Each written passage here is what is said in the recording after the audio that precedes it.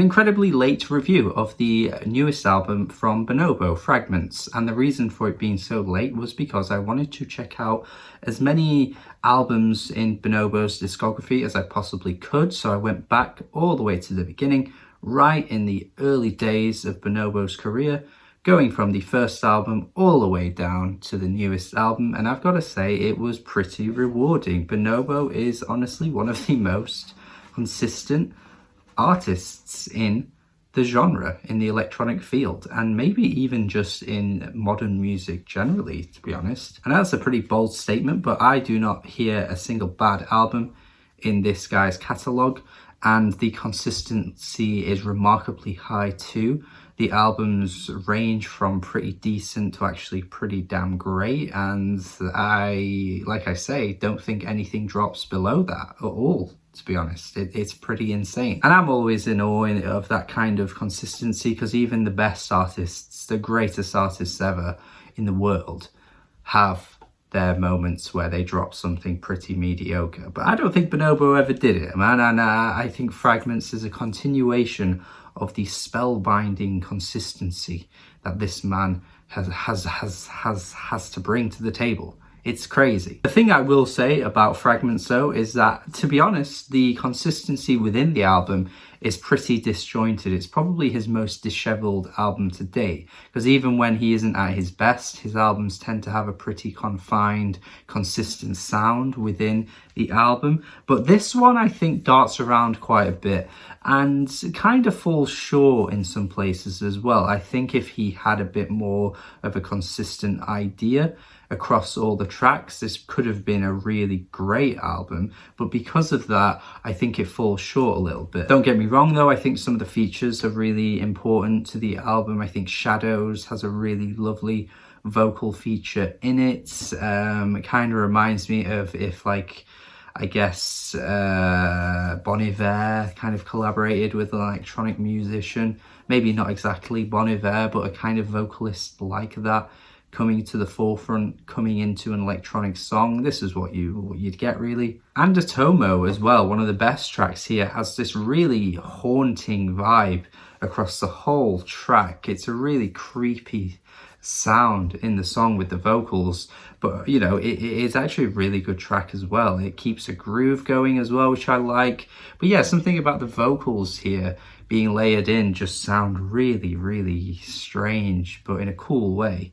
But then you do get other tracks that have vocal features on them. I mean, this has been a pretty consistent thing across Bonobo's entire career, to be fair. It's not new, but I will say Tides, for example, it isn't the most standout. I think Jamila Woods does contribute a nice vocal performance here, but it doesn't really sound like it's a particularly, you know, big moment. It kind of sounds a bit pedestrian, a bit just sort of there. And I for one think that Joji being on a Bonobo album is just too funny for some reason. I just think this kind of collaboration is insane to my mind.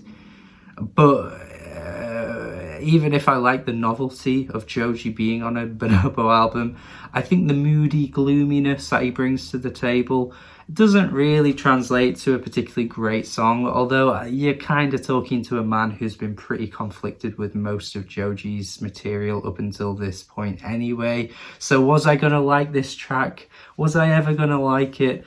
But then, this is what I mean. The album has so many different ideas to offer that you get tracks like this on the same album that you get Rosewood. You know, a really, really addictive house groovy track that just feels like Bonobo is in his bag, essentially. You know what I mean? He just sounds like he knows exactly how to hit a groove like this. And honestly, the whole album could have just sounded like this and I would not have minded. With a great vocal sample carrying the track as well. It sounds like something from that last Juice album, which I raved about in 2020, which, by the way, if you haven't heard it, Rhythm Moskva, a fantastic house album, really, really good. And this gives me those kinds of vibes as well. Then you've got Closer, which goes in a more deep house, garage inspired sort of direction, which makes sense. I mean, Bonobo is British, so he would definitely be intrigued by this garage sound, because obviously it's pretty embedded in most of UK music, and has been for so long. So him doing that again, a whole album of this, I'd have been okay with. Counterpart, I mean, again, he's probably aware of Fortet's, but this sounds exactly like what's been on Fortet's albums over the past 3 or 4 years, you know, that new direction that Fortet's taking his sound in.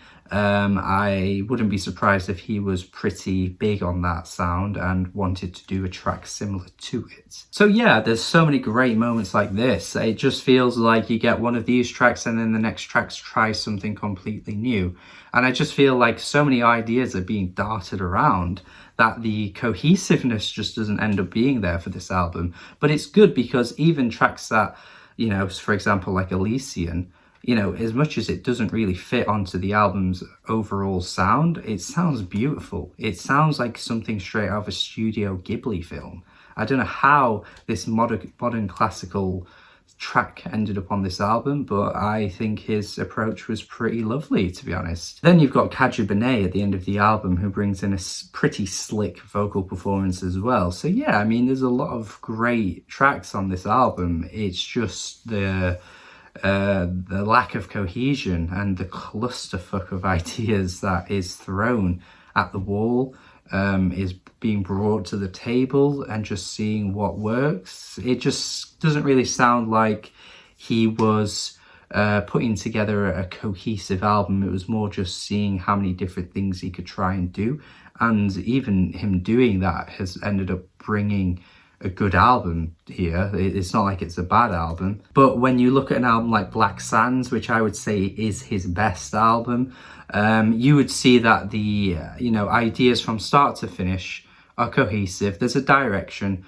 and this album didn't really have that kind of direction. So while I do like a lot of these tracks, I would just have preferred to him kind of honing in on a few ideas rather than kind of broadening it out. But I still have a good time with this album, to be honest. I'm not going to be too harsh on it. I think it's generally a really good album. It's just the lack of cohesion. I keep using that word, but it is the lack of cohesion that stops it from being great. I will go a 7 out of 10. I'm going to be generous and say it is really good, because it is. And yeah, I'm still a fan of this guy. I want to hear more music from him coming out in the future, because he's really, really good. And yeah, let me know your thoughts in the comments. If you like this album, if you don't, thank you for watching as always. Do have a good day, subscribe if you haven't already, and goodbye.